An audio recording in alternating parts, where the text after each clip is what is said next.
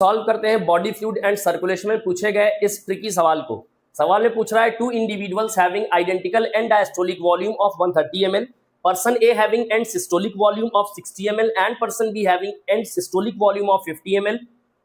If the duration of cardiac cycle in A and B is 0.6 second and 0.8 second respectively, then which of the following statement is correct? Options है cardiac output of A is less than cardiac output of B, cardiac output of A is equal to the cardiac output of B, cardiac output of A is greater than cardiac output of B, या फिर cardiac output cannot be determined। चलिए इस सवाल को करते हैं बच्चों। यहां पर हमको दे क्या रहा है, हमको दे रहा है एंड डायस्टोलिक वॉल्यूम दे रहा है। सबसे पहले तो एंड डायस्टोलिक वॉल्यूम A का है 130 ml और B का भी एंड डायस्टोलिक वॉल्यूम यही है, दैट इज 130 ml।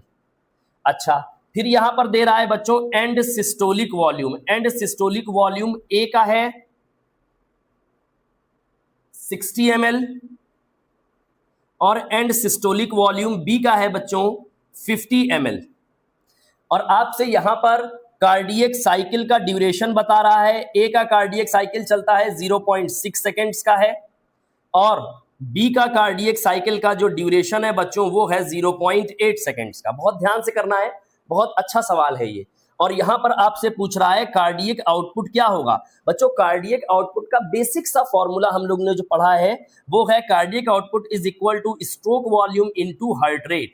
तो अब यहां पर ना तो हमको स्ट्रोक वॉल्यूम पता है और ना ही हमको हार्ट रेट पता है, तो चलिए निकालने की कोशिश करते हैं। बच्चों स्ट्रोक वॉल्यूम का फॉर्मूला होता है end diastolic volume minus end systolic volume. ठीक है, तो यहां से हमको क्या मिल जाएगा, stroke volume of A and stroke volume of B मिल जाना है।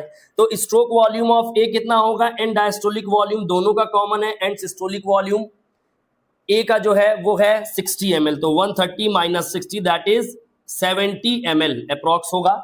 स्ट्रोक वॉल्यूम ऑफ बी होगा बच्चों and diastolic volume minus end systolic volume, यानी कि ये लगभग होगा आपका 80 ml के आसपास। ठीक है, तो हमको स्ट्रोक वॉल्यूम पता चल गया है, लेकिन बच्चों अभी हमको हार्ट रेट अभी भी नहीं पता है। हार्ट रेट कैसे निकालेंगे? हार्ट रेट क्या होता है बच्चों? हार्ट रेट होता है number of beats per minute. एक मिनट में जितनी बार दिल धड़क रहा है उसको हम लोग कहते हैं हार्ट रेट। तो अब यहां पर कार्डियक साइकिल का ड्यूरेशन दिया है और एक कार्डियक साइकिल कितने हार्ट बीट को बताती है? एक हार्ट बीट को बताती है।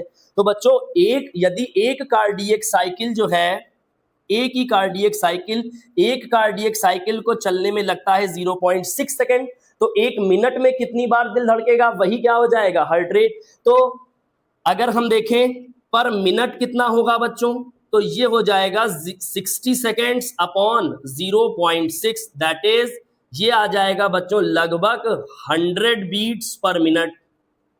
ये क्या आया, कार्डियक साइकिल, या फिर हम लोग मानते हैं यानी ये क्या निकला है, हार्ट रेट। किसका निकला है? ए का हार्ट रेट आया है 100 बीट्स पर मिनट। ऐसे ही हमको क्या दे रहा है बच्चों, ऐसे ही हमको दे रहा है कार्डियक साइकिल का ड्यूरेशन बी का दिया है 0.8 सेकेंड, तो हम इसका भी हार्ट रेट निकाल सकते हैं बच्चों। इसका हार्ट रेट निकलेगा 60 सेकेंड्स अपॉन 0.8 सेकेंड, यानी ये अप्रॉक्स निकलेगा हमारे पास 75 बीट्स पर मिनट।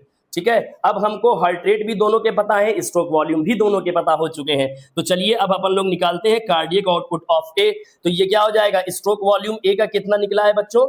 ए का स्ट्रोक वॉल्यूम निकला है हमारा 70 ml और हार्ट रेट ए का कितना निकला है, देखिए 100 बीट्स पर मिनट। तो ये हो जाएगा लगभग 7000 ml हो जाएगा कार्डियक आउटपुट, यानी 7000 ml प्रति मिनट ब्लड निकल रहा है हर वेंट्रिकल से।